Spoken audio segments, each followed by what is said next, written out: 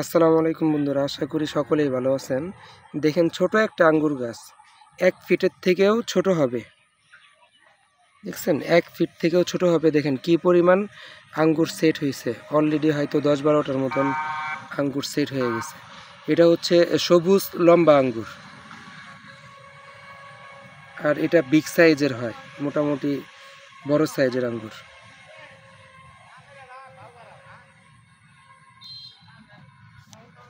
এটা আসলে অবাক করার মতো। আমার এইখানে আঙ্গুর গাছগুলো যেখানে রাখা, এই ভ্যারাইটির চারাগুলো রাখা, ওইখানে আজকে হঠাৎ করে দেখলাম যে ছোট একটা গাছেই মোটামুটি ভালো ফলন সেট হয়ে গেছে।